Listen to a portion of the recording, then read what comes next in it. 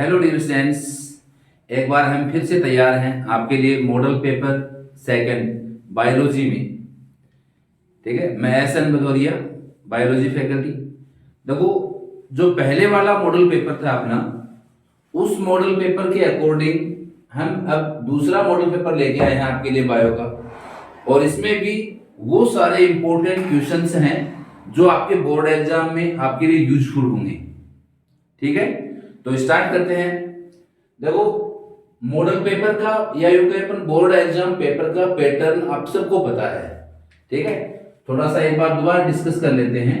देखो, अपने जो बोर्ड एग्जाम पेपर है उसके अंदर सेक्शन फर्स्ट जो होगा उसके अंदर क्वेश्चन नंबर 1, क्वेश्चन नंबर 2 और क्वेश्चन नंबर 3, ये 3 क्वेश्चन आने हैं। ठीक है, फर्स्ट क्वेश्चन जो होगा वो एमसीक्यू मल्टीपल चॉइस क्वेश्चंस होंगे। इनके अंदर नंबर ऑफ क्वेश्चन जो है 1 to 16 तक होंगे।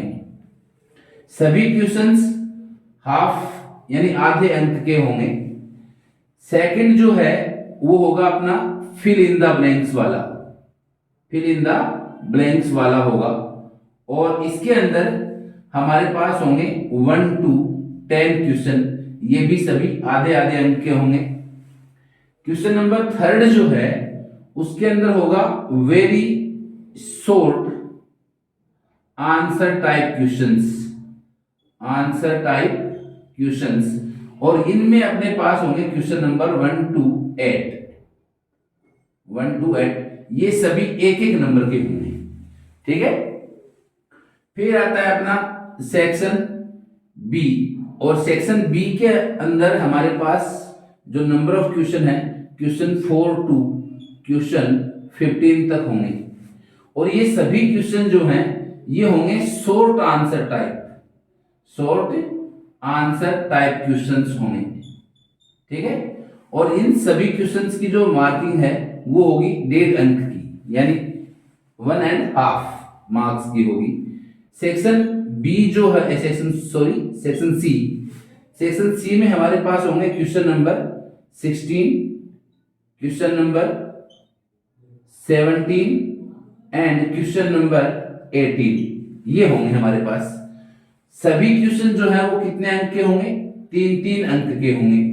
3 मार्क्स एवरी क्वेश्चन आर, या each question are 3 marks.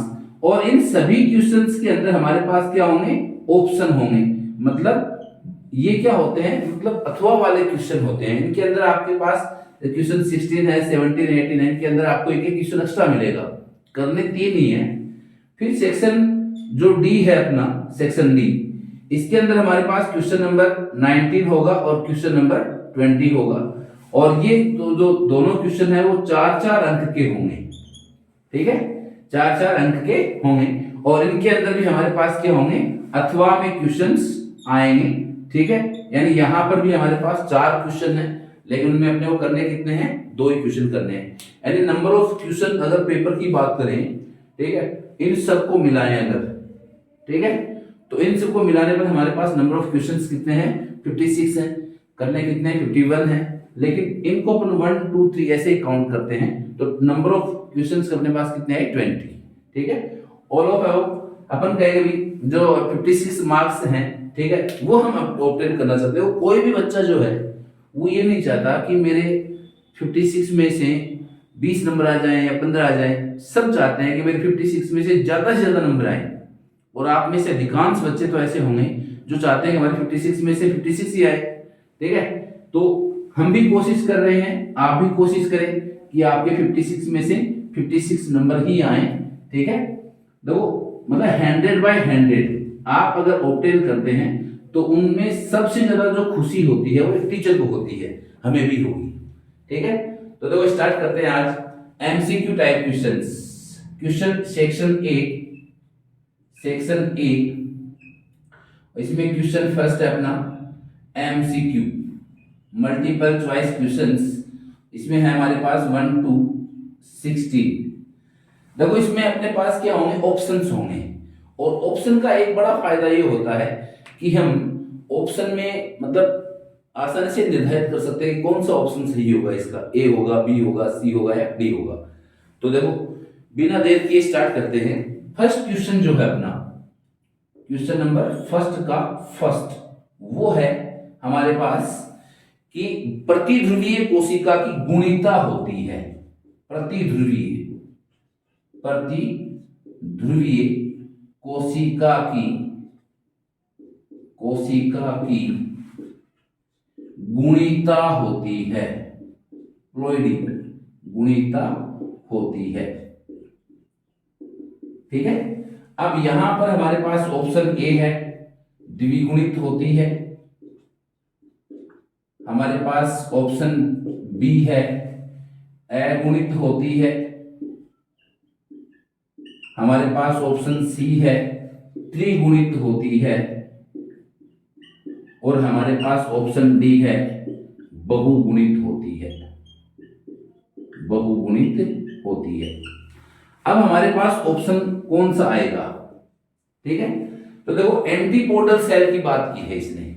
Antipodal देखो, एक बीजांड के अंदर क्या होता है, एक बीजांड के अंदर एक एम्ब्रियो सेक होता है। ये क्या है भाई? ये है एक एम्ब्रियो सेक भ्रूणकोश। इसमें बीजांड द्वार वाले सिरे की तरफ 3 कोशिकाएं हैं, मध्य भाग में एक ध्रुवीय कोशिका है और ऊपर जो निभाग चेलेजा वाला पार्ट है वहां 3 कोशिकाएं हैं। यानी भ्रूणकोश है ये। ठीक है, और भ्रूणकोश एम्ब्रियो सेक जो होता है वो कैसी स्ट्रक्चर होती है? तो आपने पढ़ा है कि इसमें 7 सेल्स होती हैं, 7 कोशिकीय व 8 केंद्रक युक्त। ठीक है, 8 न्यूक्लियस प्रेजेंट होते हैं। ठीक है, तो 7 कोशिकाएं कौन सी हैं? 1 2 3 4 5 6 7। ठीक है, 3 तो हैं बीजांड द्वार वाले अंड समुच्चय वाली कोशिकाएं, 3 प्रतिध्रुवीय कोशिकाएं हैं और 1 ध्रुवीय कोशिका है। तो इनको मिलाकर के 7 कोशिकाएं हैं और 8 केंद्रक हैं अपने पास। ठीक है, अब देखो यहाँ ये कोशिका भी अगुणित है, ये भी अगुणित, ये भी अगुणित। ये सभी कोशिकाएं क्या है? अगुणित। यानी ये कोशिकाएं कौन सी हैं? Antipodal cells. ठीक है, प्रतिध्रुवीय कोशिकाएं या प्रतिव्यासांग, इनको बोलते हैं प्रतिध्रुवीय कोशिका। ठीक है, ये है हमारे पास। अब देखो ये जो कोशिकाएं हैं ये कैसी होती है? सब की सब अगुणित होती हैं।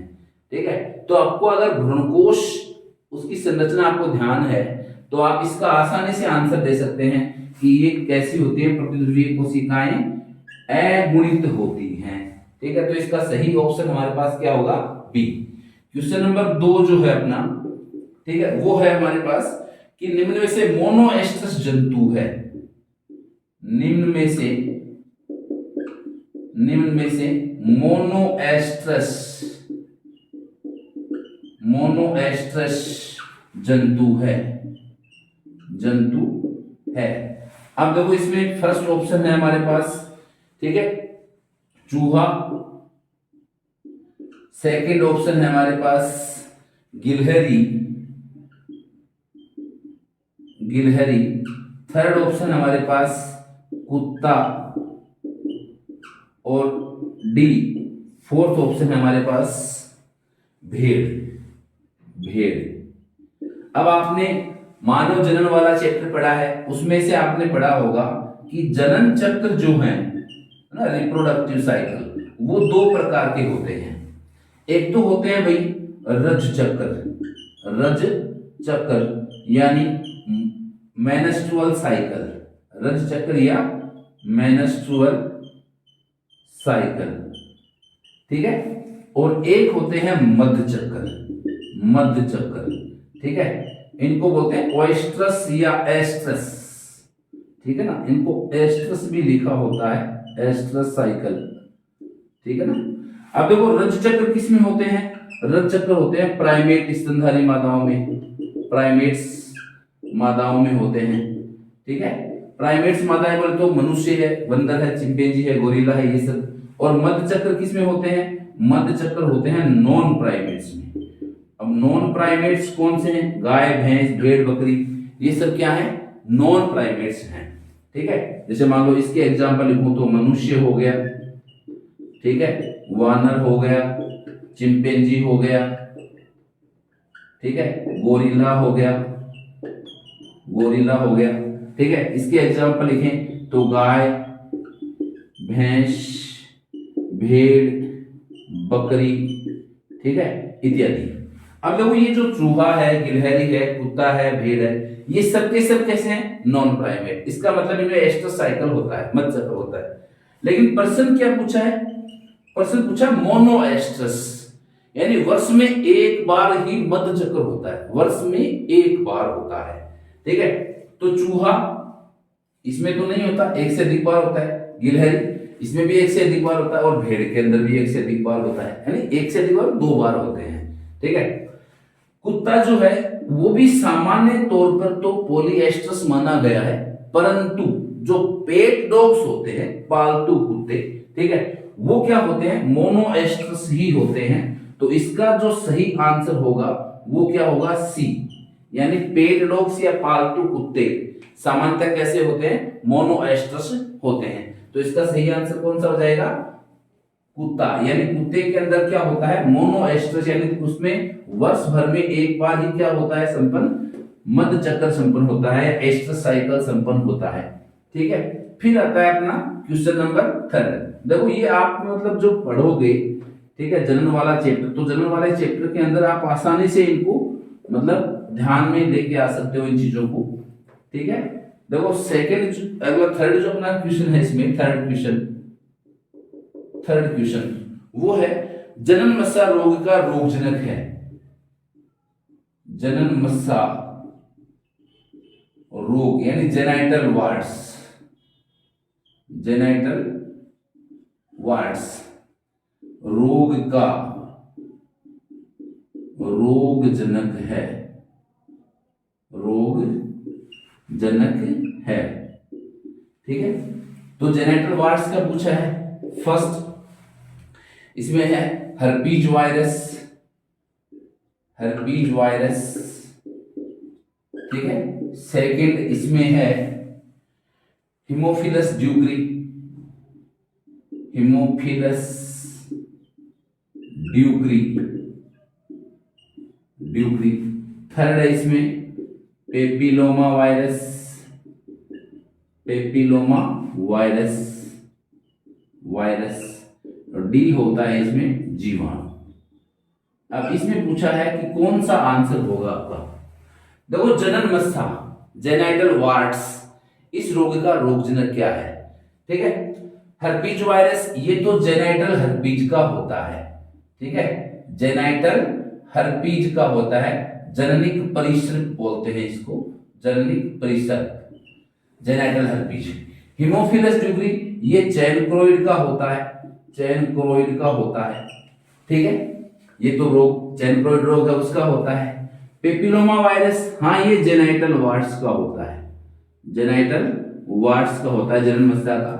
अब जीवाणु के बारे में तो कुछ दे ही नहीं रखा, ठीक है, कि भाई जीवाणु कौन सा है, लाभदायक है, हानिकारक है, कौन सा है। तो ये तो ऑप्शन है ही नहीं, इस ऑप्शन को तो आप अवॉइड कर सकते हो आसानी से, और इन ऑप्शंस के आपको पता होने चाहिए।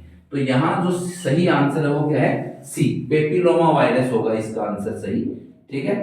फिर है फोर्थ क्वेश्चन अपना, क्रॉसिंग ओवर की इकाई है, क्रॉसिंग ओवर की इकाई है, क्रॉसिंग ओवर की इकाई है, ठीक है। इसमें पहला है अपने पास रेकोन, रेकोन। दूसरा ऑप्शन है अपने पास म्यूटोन, म्यूटोन, म्यूट्रॉन, ठीक है, म्यूटोन या म्यूट्रॉन।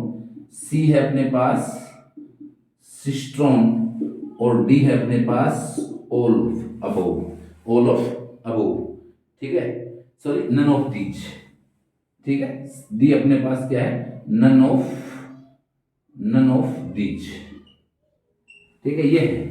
अब देखो क्रॉसिंग ओवर की इकाई पूछी है, तो देखो म्यूटोन किसकी इकाई होती है? तो म्यूटेशन की, म्यूटेन की किसकी इकाई होती है भाई? म्यूटेशन, उत्परिवर्तन की होती है। सिस्ट्रोन किसकी इकाई होती है? संरचनात्मक जीन है ये तो सिस्ट्रोन, ठीक है। तो ये तो हम बोले भाई सिस्टोन तो संरचनात्मक जीन पुटलेखन के दौरान काम आती है ये तो, ठीक है। तो इसके अंदर तो संरचनात्मक जीन लेग जेड है, लेग वाई है, ठीक है, और लेग ए है, ये होते हैं, ठीक है। बचा कौन? रेकोन। देखो रेकोन ये रिकॉम्बिनेशन की इकाई मानी गई है, ठीक है। अब रिकॉम्बिनेशन का मतलब होता है पुनर्संयोजन। रिकॉम्बिनेशन का मतलब पुनर्संयोजन, यानी समजात गुणसूत्रों पर जीनों का आदान प्रदान, ठीक है।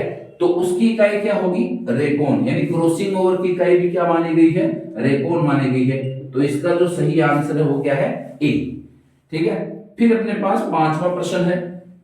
पांचवा प्रश्न है चारगाफ नियम के अनुसार, चारगाफ नियम के अनुसार, नियम के अनुसार, चारगाफ नियम के अनुसार फर्स्ट है अपने पास ए वाले ऑप्शन में a प्लस जी बराबर टी प्लस सी। बी वाला ऑप्शन है अपने पास a प्लस टी बराबर जी प्लस सी। सी वाला ऑप्शन है हमारे पास a प्लस सी बराबर टी प्लस जी। और डी वाला ऑप्शन है हमारे पास, डी प्लस वाला है ऑल ऑफ अबोव, ठीक है, ऑल ऑफ अबोव। अब इसके अंदर देखो चारगाफ का नियम क्या कहता है। देखो चारगाफ का नियम ये कहता है कि प्यूरिन की मात्रा, यानी डीएनए के अंदर, डीएनए की द्विकुंडली संरचना में, डीएनए की द्विकुंडली संरचना में प्यूरिन की मात्रा पिरिमिडिन की मात्रा के बराबर होती है। पिरिमिडिन की मात्रा के बराबर होती है, ठीक है। प्यूरिन की मात्रा पिरिमिडिन की मात्रा के बराबर होती है। अब प्यूरिन कौन से हैं? एडेनिन गुआनिन, ठीक है। पिरिमिडिन कौन से हैं? Thymine, cytosine, uracil. यूरेसिल हालांकि आरएनए मिलता है, ठीक है। यहाँ पर डीएनए की बात चल रही है तो हम कहेंगे थायमिन और साइटोसिन, ठीक है। तो पिरिमिडिन की मात्रा बराबर होती है, तो देखो बराबर, ठीक है। तो इसका सही आंसर क्या हो जाएगा? ए। यानी आपको चारगाफ का नियम याद रखना है इसमें, ठीक है। और चारगाफ के नियम के अनुसार बताना है, बस ज्यादा कुछ नहीं देखना है इसके अंदर, ठीक है, कि इन दोनों को ऊपर नीचे ले जाएं, अनुपात एक ले आए, वो कुछ नहीं करना, आपको नियम देखना है बस। पूछा क्या है प्रश्न में। फिर क्वेश्चन नंबर 6 आता है। क्वेश्चन नंबर 6 कहता है कि किस महाकल्प में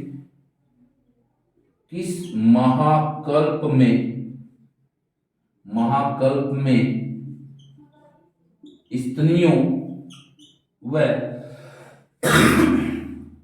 पक्षियों का विकास हुआ। पक्षियों का विकास हुआ,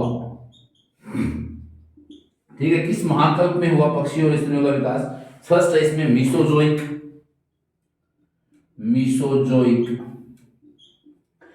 सेकंड है इसके अंदर सीनोजोइक, ठीक है। थर्ड है अपने पास पेलियोजोइक,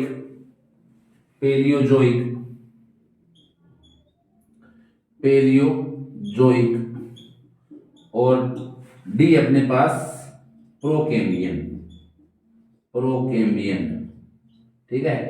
अब देखो अगर हम देखें तो किस महाकल्प यानी किस युग में स्तनधारियों तथा पक्षियों का विकास हो गया था, इसका मतलब ये हुआ।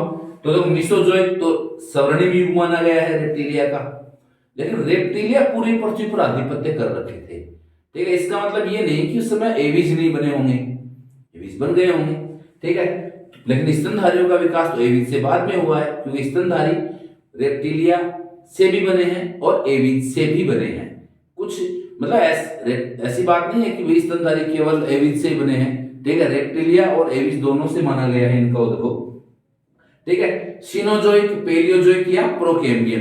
तो इसके अंदर जो सही आंसर है वो क्या है? सीनोजोइक, क्योंकि सीनोजोइक के अंदर हालांकि रेप्टिलिया प्रेजेंट थे, परंतु कुछ मैमल्स और कुछ एविज का फॉर्मिया, उनका जो ओरिजिनेशन है, उद्भव है, वो हो गया था। तो इसका जो सही आंसर है वो क्या होगा अपने पास? इसका सही आंसर होगा अपने पास कि सीनोजोइक युग के अंदर हमारे जो मैमल्स हैं, एविज हैं, ठीक है, उनका विकास हो गया था, ठीक है।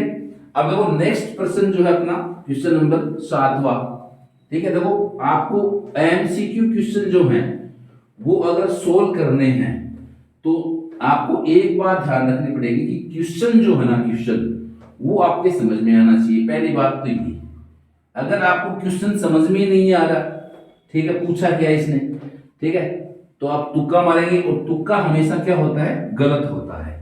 ठीक है, तुक्का मतलब मोर जो चांसेस होते हैं गलत होने के चांसेस ही होते हैं। ठीक है, फिर आता है अपना क्वेश्चन नंबर 7वां। तो आपको तुक्का नहीं मारना है, आपको ऑप्शन देखने हैं, प्रश्न समझना है, फिर आसानी से आंसर आ जाएगा। ठीक है, फिर प्रश्न 7वां है प्राथमिक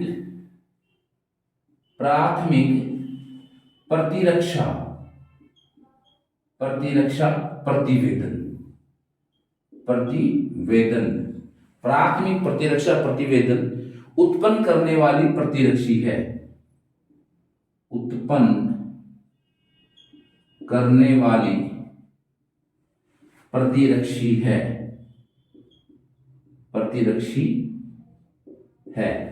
ठीक है, तो फर्स्ट ऑप्शन क्या होगा इसमें, IgA, सेकंड ऑप्शन होगा IgE, थर्ड ऑप्शन होगा IgG, और डी ऑप्शन है अपने पास IgM। ठीक है, अब आपको देखना है कि कौन सा है जो प्राइमरी इम्यून रेस्पॉन्स उत्पन्न करता है, कौन सी एंटीबॉडी है जो प्राइमरी इम्यून रेस्पॉन्स उत्पन्न करती है। तो सुन लो एक बार, देखो ये तो उत्पन्न करता है निष्क्रिय प्रतिरक्षा, आपको ध्यान हो तो ये मतलब कोलेस्ट्रम जो होता है ना, कोलेस्ट्रम खीस, यानी मादा जब बच्चे को जन्म देती है तो उसमें पहली बार जो गाढ़े पीले रंग का दूध निकलता है वो क्या होता है, कोलेस्ट्रम या खीस, तो उसके अंदर पाया जाता है, तो निष्क्रिय प्रतिरक्षा उत्पन्न करता है। ये एलर्जी के समय, यानी जो एलर्जन होते हैं, जब हमारा शरीर किसी विशेष कार्य के प्रति अत्यधिक संवेदनशील हो जाता है तो एलर्जी के समय ये उत्पन्न होते हैं।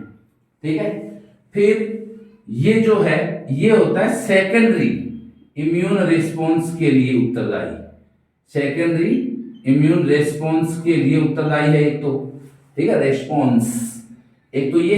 दूसरा, इसमें प्लेसेंटा को पार करने की क्षमता होता है, प्लेसेंटा को पार करने की क्षमता भी होती है, यानी भ्रूणीय अवस्था में शिशु को जो इम्यूनिटी मिलती है वो IgG से मिलती है, और द्वितीय प्रतिरक्षा प्रतिवेदन उत्पन्न करता है।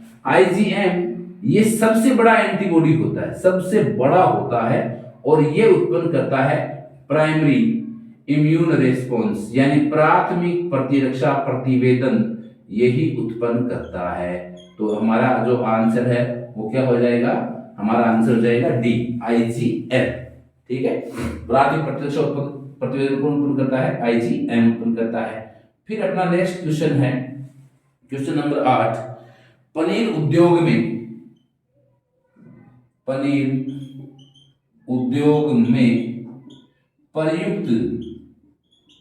प्रयुक्त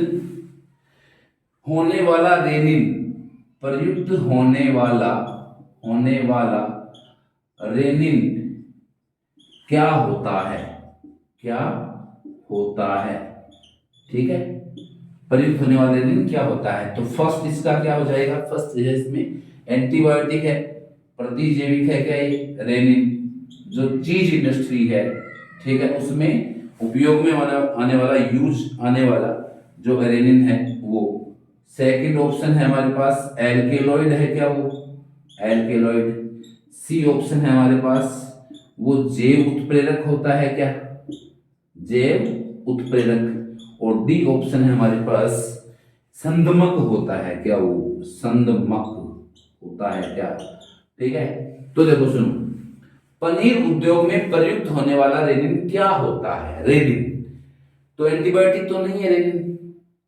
देखो उद्योग, देखो पनीर यानी पनीर का निर्माण होगा तो वहां एंटीबायोटिक तो नहीं हो सकता।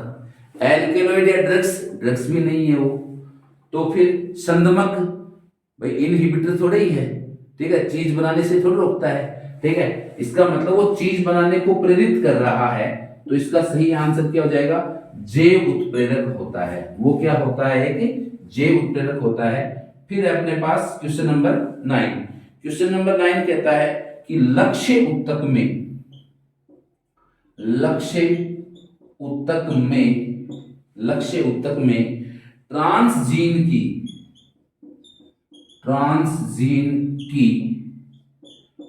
ट्रांसजेनिक अभिव्यक्ति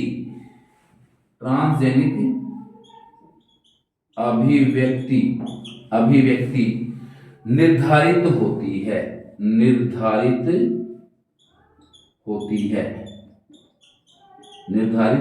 होती है। ठीक है, फर्स्ट ऑप्शन है हमारे पास इसमें, यह है प्रमोटर द्वारा।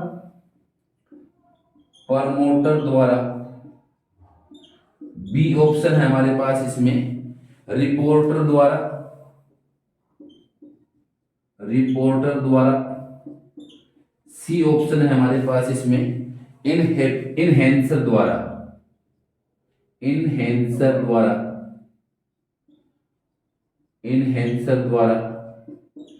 डी ऑप्शन है हमारे पास इसमें ट्रांसजीन द्वारा।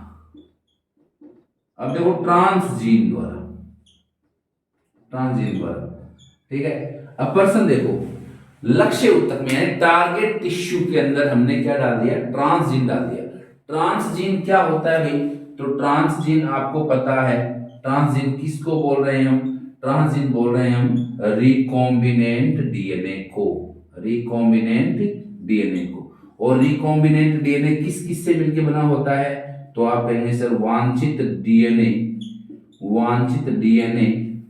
ठीक है, वांछित, एक मिनट इसको देख लेते हैं, वांछित डीएनए प्लस वाहक डीएनए यानी वेक्टर डीएनए और डिजायर्ड डीएनए, इन दोनों से मिलकर बनता है रिकॉम्बिनेंट डीएनए।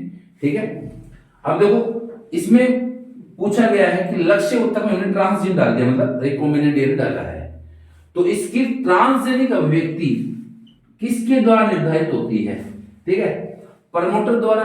प्रमोटर तो अलग चीज है, तो कूट लेखन करता है एमआरएनए का। ठीक है, इनहेंसर द्वारा, ये भी नहीं है, ट्रांसजीन तो स्वयं है ये। ठीक है, अब देखो रिकॉम्बिनेंट डीएनए, वाहक डीएनए जो होता है ना, वाहक डीएनए, उसके अंदर क्या होते हैं, उसके एक गुण होता है कि उसमें वर्ण योग्य चिन्हक होते हैं, सेलेक्टेबल मार्कर्स होते हैं। ठीक है, और सेलेक्टेबल मार्कर्स को ही रिपोर्टर जीन बोला गया है। ठीक है, तो हम ट्रांसजीन की अगर अभिव्यक्ति देखना चाहते हैं लक्ष्य ऊतक में, ठीक है, उसके मतलब उत्पाद या उसकी पहचान करना चाहते हैं, तो हमारे पास या तो रिपोर्टर जीन होना चाहिए, रिपोर्टर होना चाहिए, या फिर हमारे पास क्या होना चाहिए, कोई सेलेक्टेबल मार्कर होना चाहिए। ठीक है, उनकी सहायता से हम ट्रांसजेनिक अभिव्यक्ति आसानी से पता लगा सकते हैं किसी भी ट्रांसजीन की। ठीक है, तो इसका सही आंसर होगा बी। फिर है क्वेश्चन नंबर 10। क्वेश्चन नंबर 10 है कि बायोपायरेसी संबंधित है, बायोपायरेसी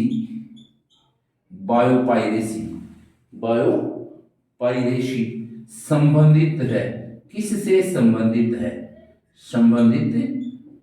किससे संबंधित होती है, तो देखो पहला इसमें ऑप्शन है जैव अनुसंधान से।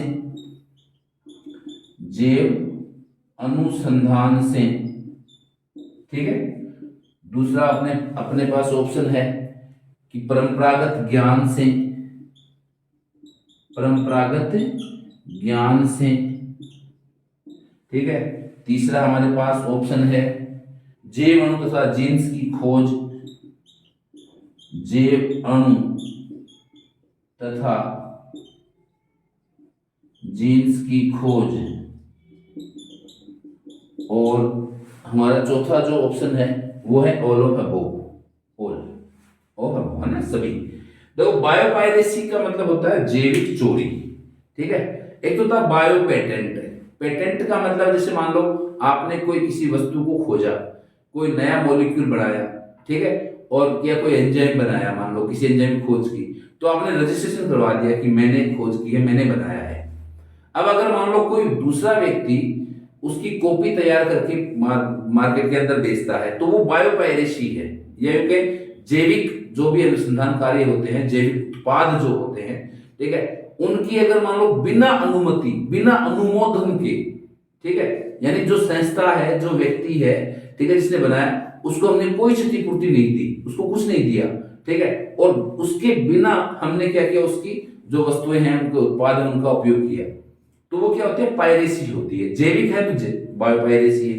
अब देखो जैव अनुसंधान, इसमें भी होती है बायोपायरेसी। परंपरागत ज्ञान यानी ट्रेडिशनल नॉलेज जो है अपना, ठीक है, उसमें भी बायोपायरेसी होती है। जैव अणु तथा जीन्स की खोज, इसमें भी होती है बायोपायरेसी।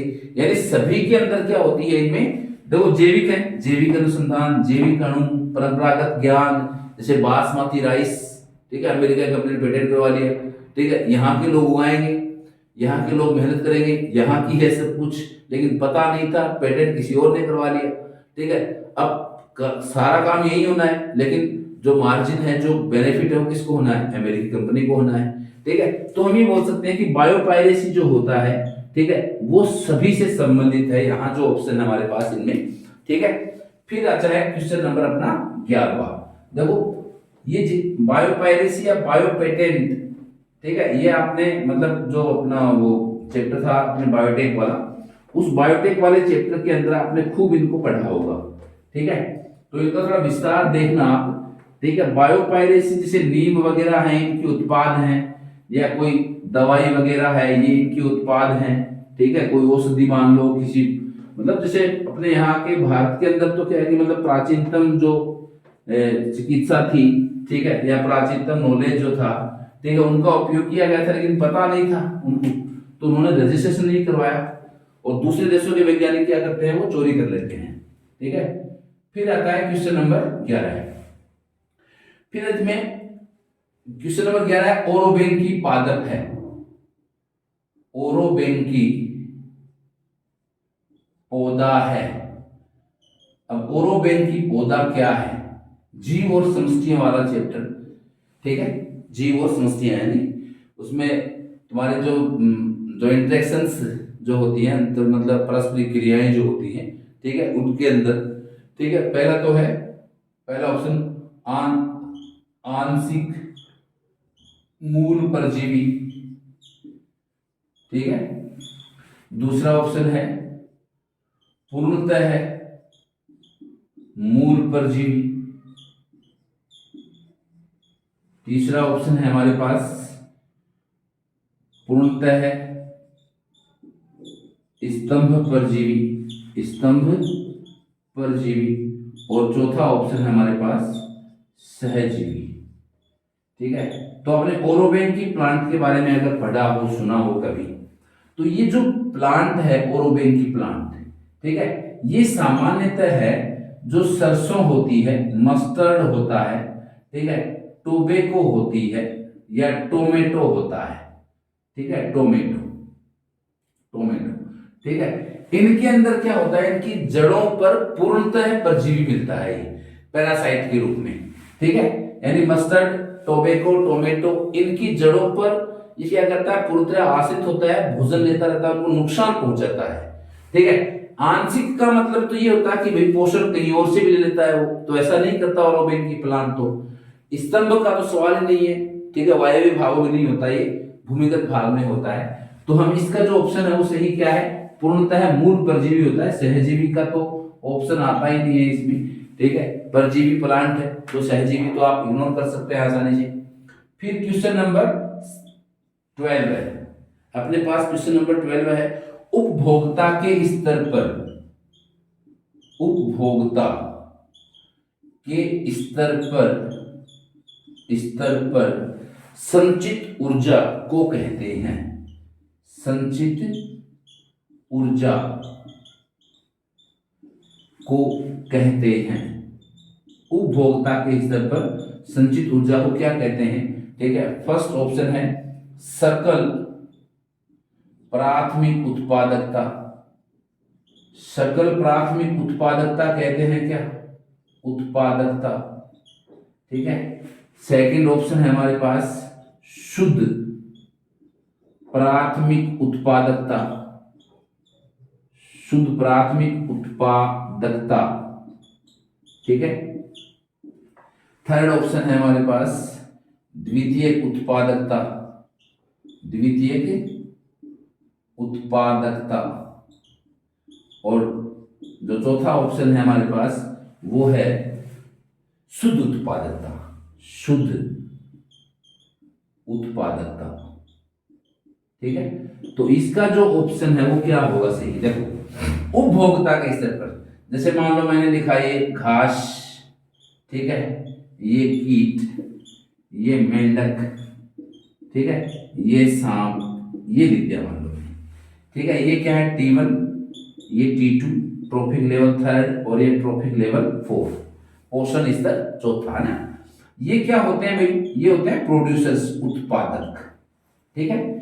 ये सब क्या है, उपभोक्ता है, उपभोक्ता है, ठीक है। अब इसने क्या किया, उपभोक्ता के स्तर पर, यानी ये प्राथमिक उपभोक्ता है, ये तो क्या है प्राथमिक, ठीक है ना। ये कौन सा है, द्वितीयक है, द्वितीयक उपभोक्ता है, ठीक है। और ये कौन सा है, ये है तृतीयक, या अपन उच्च उपभोक्ता या चरम उपभोक्ता बोल सकते हैं इसको, ठीक है। तो उपभोक्ता के स्तर पर संचित ऊर्जा क्या कहलाती है, यानी यहां की बात करें अपन प्राथमिक उपभोक्ता पर, देखो घास जो है ये हरा है, तो प्रकाश संश्लेषण द्वारा भोजन बनाएगा, तो जो प्रकाश संश्लेषण द्वारा भोजन बनाएगा तो वो क्या होगा, सकल प्राथमिक उत्पादकता, यानी वो तो सकल प्राथमिक उत्पादकता है। फिर घास ने श्वसन किया तो ऊर्जा को खर्च भी किया उसने, ठीक है भाई, सजीव श्वसन करते हैं तो उसने ऊर्जा खर्च भी की है, ठीक है। तो ऊर्जा खर्च करने के बाद जो उसमें रह गई घास के अंदर, उसको क्या बोलेंगे, उसको बोलेंगे एनपीपी, शुद्ध प्राथमिक उत्पादकता, ठीक है भाई। ये तो क्या है, ये तो है एनपीपी, ठीक है। ये क्या है जीपीपी, ठीक है, आपने प्रश्न देखा होगा कभी, ठीक है, कि एनपीपी जो होता है वो जीपीपी माइनस आर होता है, यानी आर क्या यहाँ पर रेस्पिरेशन, श्वसन है, ठीक है। तो श्वसन के उपरांत जो जीपीपी बचता है वो क्या होता है, एनपीपी होता है। तो ये तो नहीं है, फिर ये तो उत्पादक से संबंधित बातें हैं, उपभोक्ता तो आई नहीं। शुद्ध उत्पादकता, अब किसकी शुद्ध उत्पादकता पूछ रहा है, तो ये भी गलत हो गया, बचा कौन सा, द्वितीयक उत्पादकता, यानी प्राथमिक उत्पादकता, सकल प्राथमिक उत्पादकता, यहां इसने लिया घास को लिया इसने खाने में, तो इसके अंदर जो संचित ऊर्जा है श्वसन के उपरांत वो क्या है, सकल सॉरी द्वितीयक उत्पादकता। तो हमारा जो सही आंसर होगा वो क्या होगा, सी होगा, ठीक है। फिर आता है इसमें क्वेश्चन नंबर 13, क्वेश्चन नंबर 13 है अपना, वो है कुल भौगोलिक क्षेत्र के ऊपर, कुल भौगोलिक क्षेत्र के ऊपर, क्षेत्र के ऊपर की, क्षेत्र के ऊपर आवास की जैव विविधता कहलाती है, जैव विविधता कहलाती है, ठीक है। तो यहां देखो तो क्या कहते हैं ना, आवास की जैव विविधता कुल भौगोलिक क्षेत्र के ऊपर, फर्स्ट ऑप्शन है हमारा अल्फा विविधता कहलाती है, सेकंड ऑप्शन है बीटा विविधता कहलाती है, थर्ड ऑप्शन है गामा विविधता कहलाती है, और फोर्थ ऑप्शन हमारे पास डेल्टा है ना विविधता कहलाती है। तो कौन सी विविधता बोलते हैं, देखो जैव विविधता और संरक्षण, ये चैप्टर अपने बोर्ड अब की बात, मतलब जो बोर्ड ने डिसाइड किया था लास्ट चैप्टर अपने, है ना। तो जैव विविधता, उसमें आपने 3 प्रकार की विविधता पढ़ी होगी, ठीक है। एक तो पढ़ा होगा आपने आनुवंशिक विविधता, एक पढ़ा होगा आपने जातीय विविधता, और एक पढ़ी होगी आपने पारिस्थितिकी विविधता, इकोलॉजिकल डाइवर्सिटी। इकोलॉजिकल डाइवर्सिटी में 3 टाइप पढ़े थे आपने, अल्फा बीटा और गामा, ठीक है। इसका मतलब इसको हटा दो, इसको तो हटा दो, कौन बचे, अल्फा बीटा और गामा, ठीक है। अब ये क्या कह रहा है, ये तो कह रहा है एक ही पारितंत्र होना चाहिए, ये कहता है कि 2 अलग अलग पारितंत्र हो, जैसे खेत और बगीचा, ठीक है। गामा क्या कहती है कि एक गांव है, उस गांव के अंदर तालाब भी है, मैदान भी है, वन भी है, बगीचा भी है, खेत भी है, यानी कुल भौगोलिक क्षेत्र, और कुल भौगोलिक क्षेत्र के ऊपर की जो आवास की विविधता होती है वो कौन सी होती है, गामा विविधता होती है। तो इसका ऑप्शन भी क्या रहेगा हमारे पास, सी। फिर क्वेश्चन नंबर आता है 14 क्या कहता है, माइकोराइजा,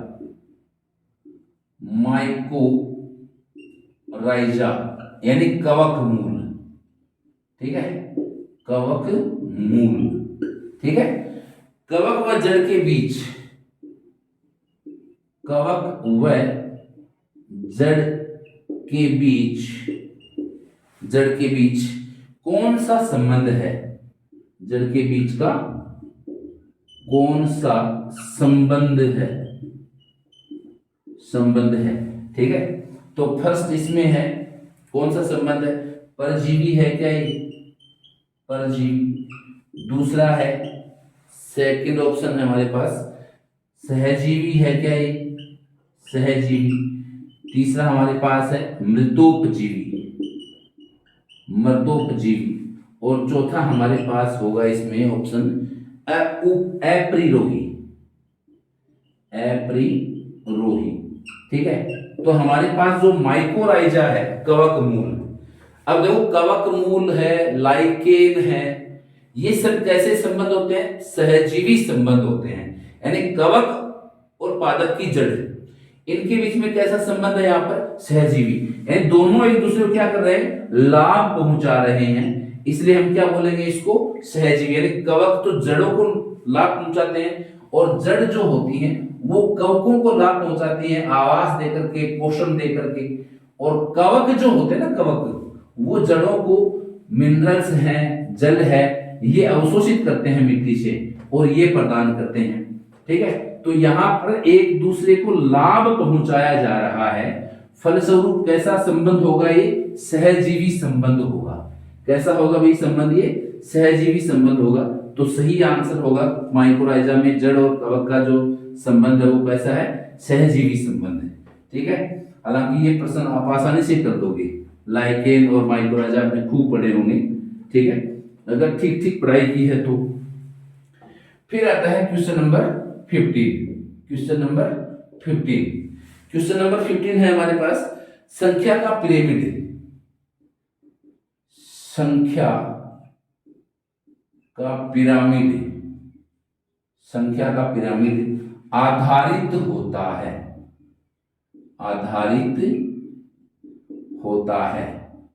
संख्या का पिरामिड आधारित होता है। फर्स्ट ऑप्शन है हमारे पास, फर्स्ट है प्रति इकाई क्षेत्रफल,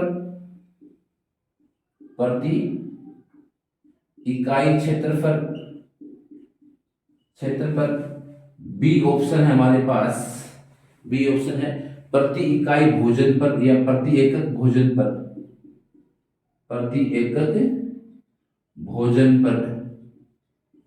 भोजन पर, और सी ऑप्शन है हमारे पास प्रति पोषण स्तर में एककों पर, पोषण स्तर में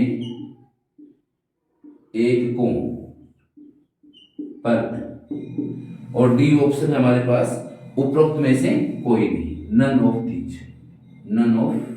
दीज। अब देखो पिरामिड जो होते हैं, पिरामिड 3 प्रकार के होते हैं, जैव संख्या के, जैव भार के और जैव ऊर्जा यानी ऊर्जा के, ठीक है। अब देखो पिरामिड बनाते समय आपको क्या ध्यान रखना है, मैंने पहले वाली मॉडल पेपर के अंदर जो एक क्वेश्चन था वो बताया था कि पिरामिड बनाते समय आपको ये चीज ध्यान रखनी है कि उत्पादकों को आधार में रखेंगे आप। पहली कंडीशन, उत्पादक को आधार में ही रखना है हमेशा, चाहे वो छोटा बने चाहे बड़ा बने, कैसे भी बने, ठीक। दूसरी बात, अगर जैव संख्या का पिरामिड पूछा है तो आप खाद्य श्रृंखला में उपस्थित जीवों की संख्या देखेंगे, खाद्य श्रृंखला में उपस्थित जो विभिन्न पोषण स्तर हैं उनमें जो जीवों की संख्या देखेंगे, संख्या, ठीक है। अगर जैव भार का है तो जो खाद्य श्रृंखला आपने बनाई है, मान लो कोई भी खाद्य श्रृंखला बनाई है, तो उसमें पोषण स्तर हैं, अलग अलग ट्रॉफिक लेवल्स, ठीक है। उन ट्रॉफिक लेवल में भार या वजन को देखेंगे कि वजन किसमें कितना ज्यादा है, कम किसमें है, ठीक है। तो वजन, जिसका वजन ज्यादा होगा उसको मतलब ज्यादा चौड़ा रखेंगे, कम वजन वाले को कम चौड़ा करेंगे, ठीक है, पिरामिड बनाते समय। तो यहाँ जो है प्रति इकाई क्षेत्रफल ये तो नहीं है, प्रति एकक भोजन पर ये भी नहीं है, पोषण स्तर में एककों पर, ठीक है। यानी पोषण स्तर जो आपने लिए, ट्रॉफिक लेवल जो लिए हैं, ठीक है, उन ट्रॉफिक लेवल्स में एककों यानी संख्या कितनी है सजीवों की, ठीक है। तो यानी संख्या का पिरामिड हमेशा संख्या पर आधारित होता है, ठीक है। तो इसका सही ऑप्शन होगा सी, ठीक है। फिर आता है क्वेश्चन नंबर 16। क्वेश्चन नंबर 16 कहता है कि विलुप्त प्राय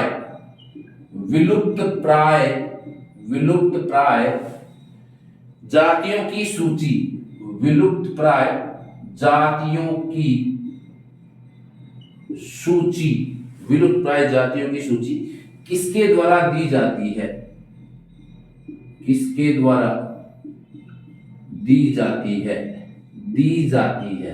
ठीक है ना, ये दी जाती है, दी। ठीक है, फिर है पहला ऑप्शन हमारे पास IUGNNR,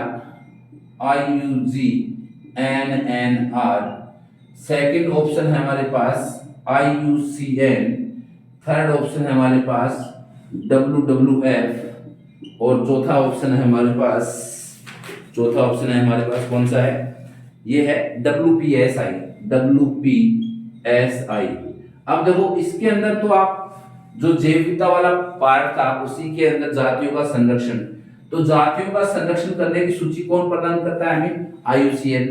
विलुप्त प्राय कौन सी हैं, संकटग्रस्त कौन सी हैं, विलुप्त कौन सी हो गई, ठीक है, सुभेद जातियां कौन सी हैं जिन पर विलुप्ति का कोई प्रभाव नहीं पड़ने वाला इन फ्यूचर, ठीक है, तो वो हमें कौन बताता है? वो हमें IUCN रेड डाटा बुक, ठीक है, IUCN द्वारा जो संचालित की जाती है रेड डाटा बुक, ठीक है, या जो प्रकाशित की जाती है रेड डाटा बुक, वही हमें बताती है विलुप्त प्राय जातियों सूची। ठीक है, तो IUCN इसका पूरा नाम भी पूछा जाता है ना, लास्ट पेपर के अंदर हमने देखा था, इसका पूरा नाम क्या होता है? International union for conservation of nature and natural resources, यानी प्रकृति एवं प्राकृतिक संसाधनों के लिए, प्रकृति एवं प्राकृतिक संसाधनों के लिए अंतरराष्ट्रीय संघ, ठीक है, संरक्षण के लिए अंतरराष्ट्रीय संघ, ये था। अब देखो क्वेश्चन नंबर फर्स्ट अपना कंप्लीट हो गया है। इसके अंदर हमने MCQ टाइप के जो भी क्वेश्चन थे 16 क्वेश्चन, ठीक है, वो हमने विस्तार किया है, उनको पूरा डिस्कस किया है प्रत्येक ऑप्शन को, ठीक है। उम्मीद है आपको ज्यादा बेनिफिट मिलेगा, क्लास देखने से आपको ज्यादा बेनिफिट मिलने वाला है, ये कंफर्म है। क्वेश्चन नंबर 2 इसमें आपके शामिल है 1 to 10, और क्वेश्चन नंबर 2 जो है ये भी प्रत्येक क्वेश्चन आधे अंक का है, और ये किस प्रकार के क्वेश्चन है? फिल इन द ब्लैंक्स वाले हैं, ठीक है, यानी यहाँ पर आपको रिक्त स्थान दिए जाएंगे और उन रिक्त स्थान के आधार पर आप क्या करेंगे, मतलब रिक्त स्थान में सही शब्द लिखेंगे। तो देखो पहला इसमें प्रश्न क्या है? पहला प्रश्न वो है पराग नलिका का अध्यावरण से होकर, पराग नलिका का अध्यावरण से होकर,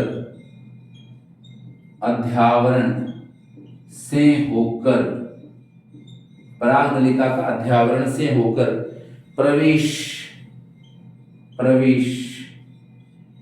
खाली स्थान कहलाता है। अब देखो ये है आपका आधा अंक का एक प्रश्न।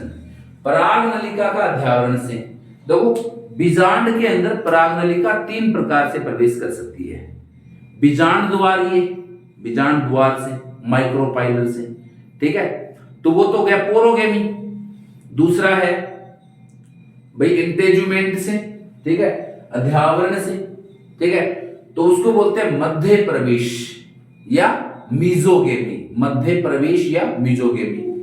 तीसरा जो आता है वो आता है चेलेजा वाले भाग से, निभाग, तो उसको बोलते हैं चेलेजोगेमी, यानी निभागीय प्रवेश। लेकिन इसने क्या कहा कि पराग नलिका का अध्यावरण में प्रवेश क्या कहलाता है?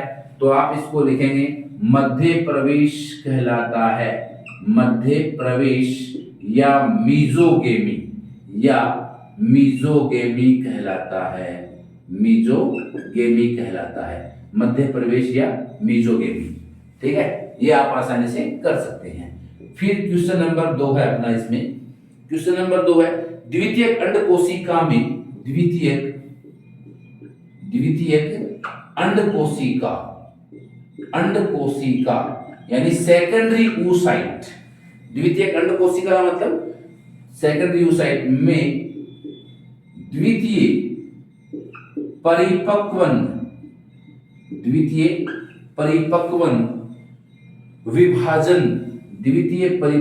विभाजन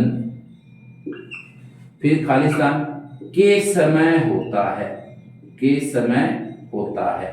ठीक है, अब देखो है ना, के समय होता है, कौन से समय में होता है? देखो प्राइमरी oocyte जब बनती है ना, आपने अंडजनन का आरेख पढ़ा होगा, प्राइमरी oocyte जब बन जाती है तब उसमें ग्रोथ होती है, सॉरी प्राइमरी oocyte ग्रोथ के उपरांत बनी। अब प्राइमरी oocyte में क्या होंगे? प्राइमरी oocyte के अंदर क्या आ जाएगा भैया? अब आएगा मियोसिस फर्स्ट, और मियोसिस फर्स्ट प्राइमरी oocyte क्या बनाएगी? सेकेंडरी oocyte बनाएगी, बड़ी कोशिका, एक छोटी कोशिका ध्रुव कोशिका पोलर सेल बनाती है। अब ये कहता है कि सेकेंडरी oocyte यानी द्वितीय अंड कोशिका में जो सेकेंडरी मैच्योरेशन फेज है या मियोसिस सेकंड, तो मियोसिस सेकंड कब होता है? तो आपको पढ़ाते समय मैंने बताया था इस क्लास लिथियम में, तो उसमें बताया था कि ये भाई जो द्वितीय या अर्धसूत्री विभाजन जो द्वितीय है वो अंडाशय में नहीं होता, अंडवाहिनी में होता है। और कब होता है? जब उसमें शुक्राणु की एंट्री होती है। ठीक है, तो बताओ कब होता है? तो आप लिखेंगे इसमें निषेचन के समय होता है, निषेचन के समय। ठीक है, फर्टिलाइजेशन के ड्यूरिंग द फर्टिलाइजेशन प्रोसेस। ठीक है, सेकेंडरी oocyte के अंदर क्या होता है? सेकेंडरी मैच्योरेशन डिवीजन होता है या मियोसिस सेकंड होता है। थर्ड है हमारा प्रश्न, हीमोफीलिया रोग के जीन, हीमोफीलिया, हीमोफीलिया रोग के जीन, हीमोफीलिया रोग के जीन, ठीक है, खालिस्तान गुणसूत्र पर स्थित होते हैं, गुणसूत्र पर स्थित होते हैं, स्थित होते हैं। ठीक है, हीमोफीलिया रोग के जीन गुणसूत्र पर स्थित होते हैं। कौन से गुणसूत्र पर? काई काई गुणसूत्रों पर होते हैं या लिंग गुणसूत्रों पर? तो आप कहेंगे लिंग गुणसूत्रों पर होते हैं भाई। ये तो जेनेटिक डिजीज है ना, तो जेनेटिक डिजीज लिंग गुणसूत्रों पर ही होती है।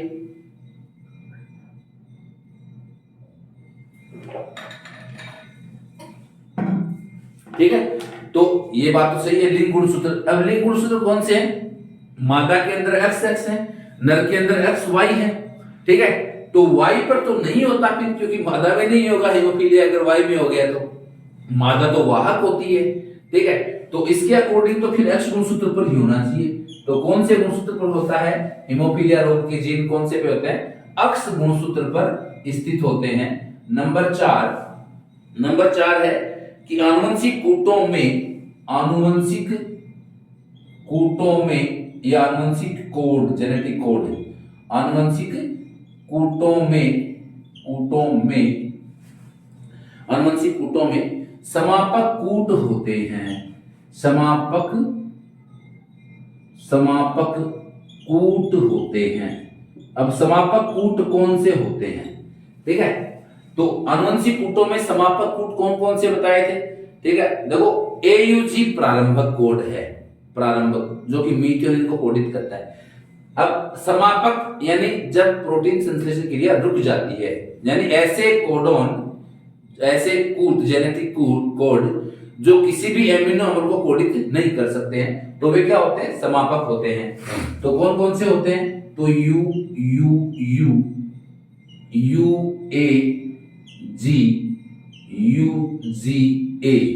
ये तीन जो हैं, UAG और UAA है, UAA, ठीक है, UAA, UAG और UGA, ठीक है ना। ये तीन जो कोड होते हैं, ये कैसे होते हैं? टर्मिनेशन कोड माना जाता है इनको। ठीक है, यानी ये जब आ जाते हैं तो प्रोटीन संश्लेषण क्रिया रुक जाती है। ठीक है, फिर अपने पास पांचवा प्रश्न है। पांचवा प्रश्न क्या कहता है? पेकिंग मानव की कपाल गुहा का आयतन, पेकिंग मानव की कपाल गुहा का आयतन, कपाल गुहा का आयतन, कपाल गुहा का आयतन, पेकिंग मानव की कपाल गुहा का आयतन था। ठीक है, पेकिंग मानव की कपाल गुहा का आयतन कितना था? अब लोग पेकिंग मानव का जो वैज्ञानिक नाम है वो होता है, इस पेकिंग मानव का वैज्ञानिक नाम होमो इरेक्टस। कौन सा होता है? होमो इरेक्टस होता है।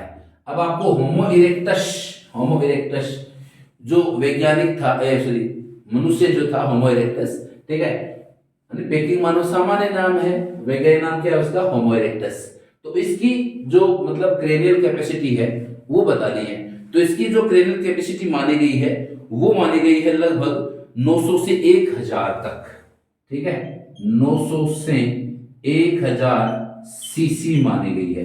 कई जगह पर इसको लिखा गया है 800 से 1300 सीसी, ठीक है, लेकिन ज्यादा जो सही है वो ये है 900 टू 1000 सीसी क्यूबिक कैपेसिटी, ठीक है। तो होमो इरेक्टस का जो क्रेनियल कैपेसिटी जो है वो कितनी है? 900 टू 1000 तक है। फिर है नंबर 6, प्रश्न नंबर जो 6 है अपना, वो है प्रतिरक्षण उत्पन्न करने वाले, प्रतिरक्षण उत्पन्न करने वाले, प्रतिरक्षण उत्पन्न करने वाला अणु कहलाता है। प्रतिरक्षी यानी प्रतिरक्षण उत्पन्न करने वाला अणु कहलाता है। अब क्या कहलाता है? प्रतिरक्षण यानी इम्यून या इम्यूनिटी उत्पन्न करने वाले अणु क्या कहलाते हैं? तो एंटीबॉडी कहलाते हैं, ठीक है, एंटीबॉडी लिख दो या लिख दो इसमें प्रतिरक्षी कहलाते हैं, ठीक है, प्रतिरक्षी कहलाते हैं। तो प्रतिरक्षी जैसे IgA है, IgG है, IgE है, M है, ठीक है, तो वो सब क्या होते हैं? एंटीबॉडी, और वो क्या करते हैं? इम्यूनिटी उत्पन्न करते हैं हमारी बॉडी के अंदर, तो वो अणु क्या कहलाएगा? एंटीबॉडी कहलाता है।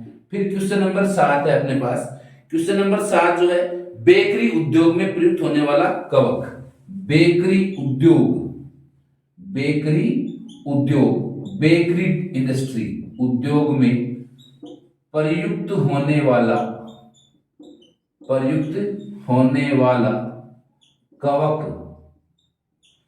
कवक कहलाता है या कवक है, ठीक है।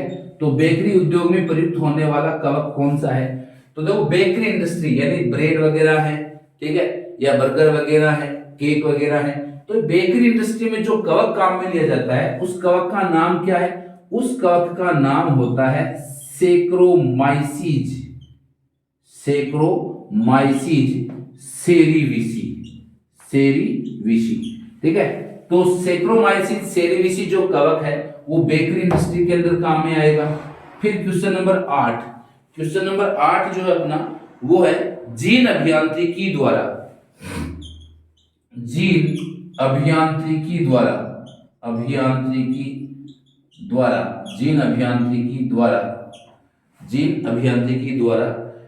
खालिस्तान संश्लेषण नहीं किया जा सकता, संश्लेषण नहीं किया जा सकता है, ठीक है। तो जीन अभियांत्रिकी यानी जेनेटिक इंजीनियरिंग, अब डीएनए में काट छांट करना, डीएनए की जो स्ट्रक्चर उसको बदल देना, ठीक है, वो सब क्या है? जेनेटिक इंजीनियरिंग है। और उसमें संश्लेषण किसका नहीं हो सकता? तो उसमें वाहक का यानी प्लाज्मिड का संश्लेषण नहीं कर सकते हम, ठीक है, वाहक या प्लाज्मिड का, ठीक है, क्योंकि वाहक या जो प्लाज्मिड है वो हमें कहां से लेना पड़ेगा? प्रोकैरियोटिक सेल से लेना पड़ेगा या जीवाणुओं से लेना पड़ेगा। फिर आता है क्वेश्चन नंबर 9। क्वेश्चन नंबर 9 है कि बिना व्यवस्थित अनुमोदन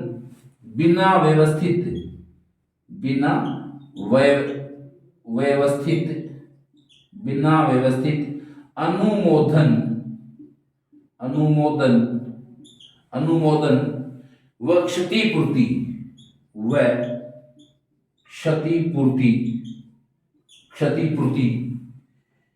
भुगतान के बिना व्यवस्थित अनुमोदन व क्षतिपूर्ति भुगतान के जैव संसाधनों का उपयोग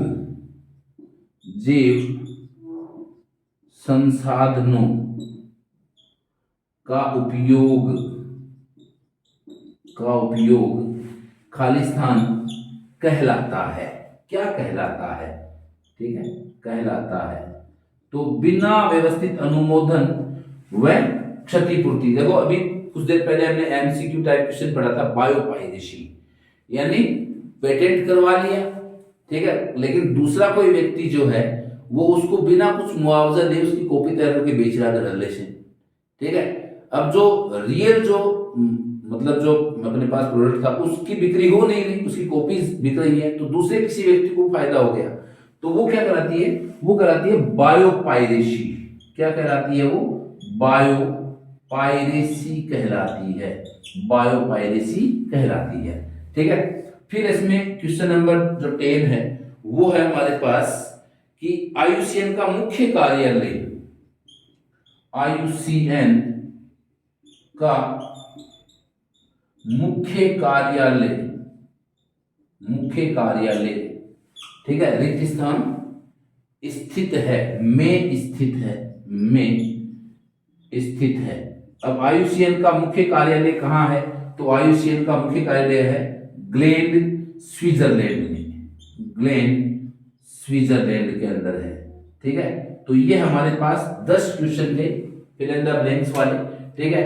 देखो इसमें 10 क्वेश्चन जो हैं आपके, ठीक है, ये सभी क्वेश्चन ऐसे क्वेश्चंस हैं जो आपको क्या करेंगे, मतलब एक तरह से फायदा पहुंचाएंगे बोर्ड एग्जाम के अंदर। फिर आता है हमारे पास क्वेश्चन नंबर 3। क्वेश्चन नंबर 3 के अंदर सामान्यतः हमारे पास क्या होंगे, मतलब 1 वर्ड वाले या you can very short answer type question, यानी 1 वर्ड वाले होंगे या फिर डिफाइन डेफिनेशन वाले हैं, या फिर यू कहें अपन कि जो एक लाइन के अंदर आंसर लिखना। सभी क्वेश्चन कैसे होंगे, एक एक नंबर के होंगे वो, ठीक है। और ये सभी क्वेश्चन कैसे थे, ये आधे आधे अंक के थे। इससे पहले एमसीक्यू क्वेश्चन पढ़े हैं, वो भी सभी क्या है हमारे पास, आधे आधे अंक के थे, ठीक है। तो इसमें सेक्शन ए के अंदर जो हमारे 3 क्वेश्चन हैं, सेक्शन ए के अंदर हमारे जो 3 क्वेश्चन हैं, ठीक है, वो में टोटल नंबर ऑफ क्वेश्चन कितनी है, 34 है, ठीक है, और जो मार्क्स है वो है 21। तो क्वेश्चन नंबर 3 है 1 to 8, 1 to 8, ठीक है। और इसके अंदर कैसे होंगे, सभी क्वेश्चन एक एक अंक के होंगे, ठीक है। और ये किस टाइप के हैं, very short answer type questions, ठीक है, very short answer type questions, ठीक है। इसमें देखो पहला जो अपना प्रश्न है क्वेश्चन नंबर 3 सेक्शन ए का, वो पहला प्रश्न है असंग जनन किसे कहते हैं, ठीक है। पहला प्रश्न है असंग जनन यानी एपोमिक्सिस किसे कहते हैं, असंग जनन किसे कहते हैं। तो इसका जो आंसर होगा, ठीक है, यानी असंग जनन आप हेडिंग डालेंगे इसमें सबसे पहले, ठीक है, एपोमिक्सिस, एपोमिक्सिस, ठीक है। और इसकी हेडिंग डालने के बाद इसकी डेफिनेशन लिखेंगे आप अगली लाइन से, ठीक है, क्योंकि रिटन वर्क आपको रिप्रेजेंट करने वाला है, अच्छे नंबर लाने हैं आपको, ठीक है। तो रिटन वर्क में आप क्या करेंगे, मतलब साफ सुथरा लिखेंगे। तो ऐसा जनन अगली लाइन से लिखना शुरू करेंगे आप, ठीक है। हेडिंग डालने के बाद में क्या लिखेंगे कि ऐसन जन की परिभाषा पूछिए बिना निषेचन या युग्मक संलयन के, ठीक है। तो इसकी बस परिभाषा लिखनी है आपको, कुछ नहीं करना, बिना निषेचन, बिना निषेचन या युग्मक संलयन के, या युग्मक संलयन, संलयन के बीज या भ्रूण का निर्माण होना, भ्रूण का निर्माण होना, निर्माण होना क्या कहलाता है, असंग जनन कहलाता है। बस इतना लिख देना, बिना निषेचन या युग्मक संलयन के बीज या भ्रूण का निर्माण होना असंग जनन कहलाता है, ठीक है। या इसमें कोमा लगाकर एक और लाइन के अंदर लाइन से लिख देना, असंग जनन कहलाता है, असंग जनन कहलाता है, ठीक है। ये आपको लिखना है बस, ठीक है। फिर है second, question number second, question number second है बिंदु उत्परिवर्तन के कारण कौन सा रोग होता है, ठीक है। तो ये पहले भी शायद आया हुआ प्रश्न है अपने, ठीक है, अपने मॉडल पेपर में, या फिर अपन कहेंगे भी जो पढ़ाते समय बात की होगी हमने, बिंदु उत्परिवर्तन, बिंदु उत्परिवर्तन, ठीक है, पॉइंट म्यूटेशन के कारण के कारण कौन सा रोग उत्पन्न होता है या कौन सा रोग होता है। तो बिंदु उत्परिवर्तन के कारण कौन सा रोग होता है, ठीक है, तो इसका कौन सा रोग होता है ना, ठीक है, तो इसका आप आंसर लिख देंगे, ठीक है, सिर्फ आंसर लिखेंगे sickle cell anaemia, sickle cell anaemia ये उत्पन्न होता है भाई, सिकल सेल एनीमिया उत्पन्न होता है। फिर थर्ड जो है अपने पास, थर्ड प्रश्न वो है लेग प्रचालक में कौन से जीन पाए जाते हैं, ठीक है, लेग प्रचालक में कौन से जीन पाए जाते हैं, ठीक है, तो इसका आंसर आप लिखेंगे कि लेग प्रचालक में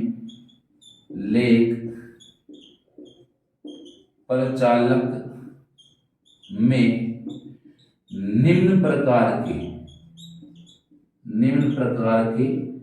जीन पाए जाते हैं, ठीक है। अब कौन कौन से जीन पाए जाते हैं इसमें डैश लगा लिखेंगे, leg Z, leg Y, leg A, ये जीन पाए जाते हैं, ठीक है, लेग जेड, लेग वाई और लेग ए, ठीक है, 3 प्रकार के जीन पाए जाते हैं, इनका क्रम भी यही होता है। फिर है क्वेश्चन नंबर 4।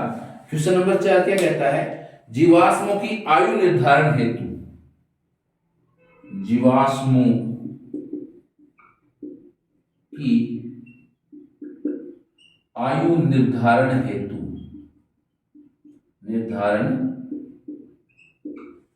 जीवाश्मों की आयु निर्धारण हेतु किस विधि का प्रयोग किया जाता है, किस विधि का प्रयोग किया जाता है,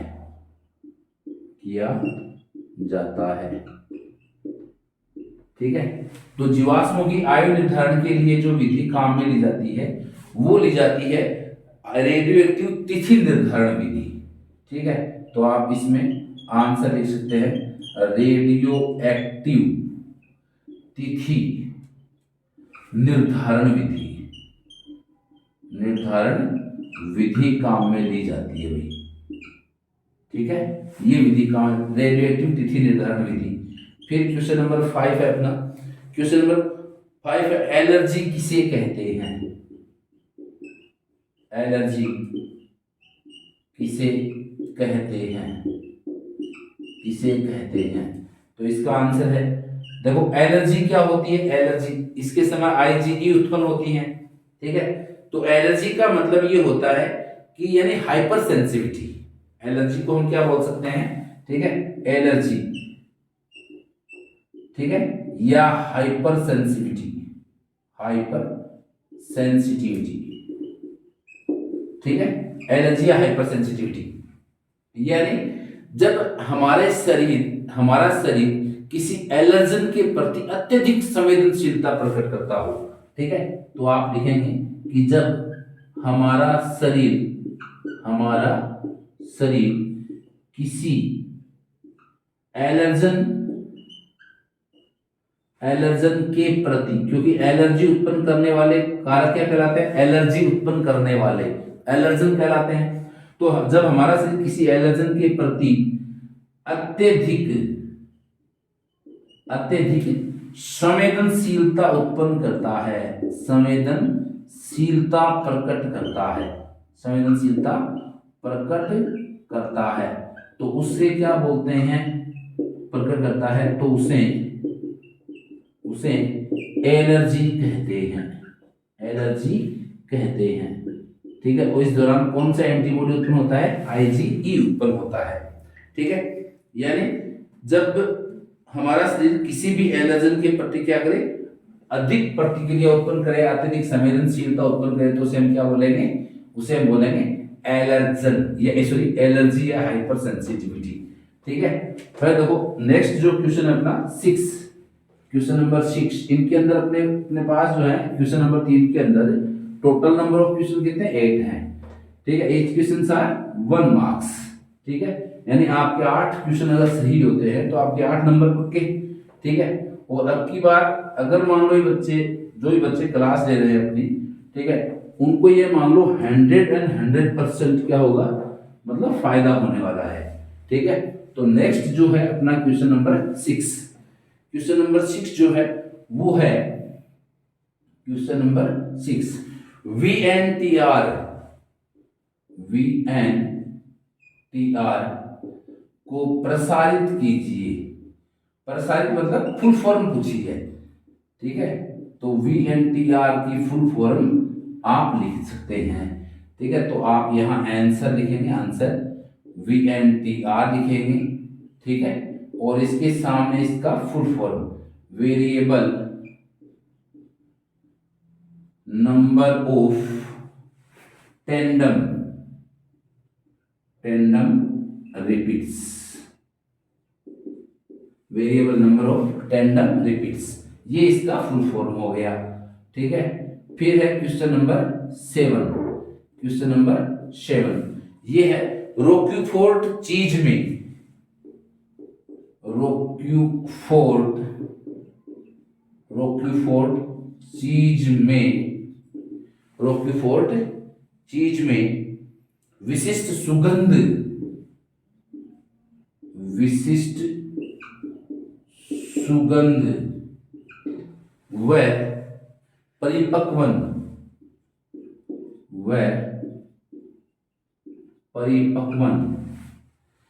किसके द्वारा होता है, किसके द्वारा होता है, किसके द्वारा होता है। तो रोक्यूफोर्ट पनीर की बात चली है, तो रोक्यूफोर्ट पनीर के अंदर पेनिसिलियम रोक्यूफोर्टी कवक द्वारा होता है भाई ये, ठीक है। पेनिसिलियम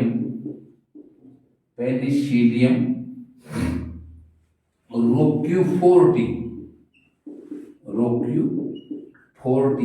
कवक द्वारा होता है, ठीक है। तो किसके द्वारा होती है, विशिष्ट, है ना, सुगंध या परिपक्वन जो है वो किसके द्वारा होता है, पेनिसिलियम रोक्यूफोर्टी कवक द्वारा। फिर जो लास्ट क्वेश्चन है क्वेश्चन नंबर 8 वो है महाविस्फोट सिद्धांत क्या है, ठीक है। महाविस्फोट सिद्धांत क्या है, सिद्धांत क्या है। तो इसका आंसर हो जाएगा महाविस्फोट सिद्धांत, महाविस्फोट सिद्धांत, महाविस्फोट सिद्धांत, ठीक है। तो महाविस्फोट सिद्धांत क्या है, बिग बैंग महाविस्फोट परिकल्पना, यानी इसको हम क्या बोल सकते हैं, आप लिखेंगे इसे बिग बैंग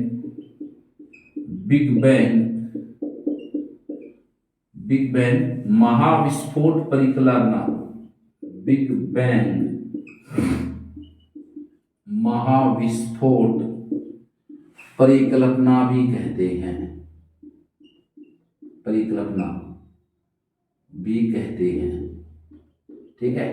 यानी इसमें क्या माना गया है कि अतितप्त कॉस्मिक धूल के बादलों में, ठीक है, आपस में टकराव के कारण महाविस्फोट हुआ और उसके कारण ही फिर क्या बनी, मतलब इसके कारण ही जो आकाश गंगाएं बनी। और उस एक आकाश गंगा में क्या है, एक मिल्की वे आकाश गंगा भी है जिसके अंदर हमारी जो पृथ्वी है उसके सौर मंडल में हमारी पृथ्वी स्थित है, ठीक है।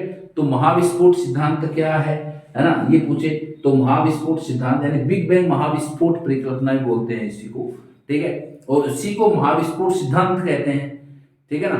भाई सिद्धांत क्या है पूछा है तो सिद्धांत वही है, बिग बैंग महाविस्फोट परिकल्पना ही है, ठीक है। और इसी में पूछा जाता है कि हाइड्रोजन तथा हीलियम के कण बने, ठीक है, उनके अंदर जो महाविस्फोट हुआ, ठीक है, उसे ही हम क्या बोलते हैं, महाविस्फोट सिद्धांत। यानी इसको हम बोल सकते हैं कि कॉस्मिक अतितप्त कॉस्मिक धूल के बादलों में विस्फोट, ठीक है। या इसको ऐसे भी लिख सकते हैं कि अतितप्त कॉस्मिक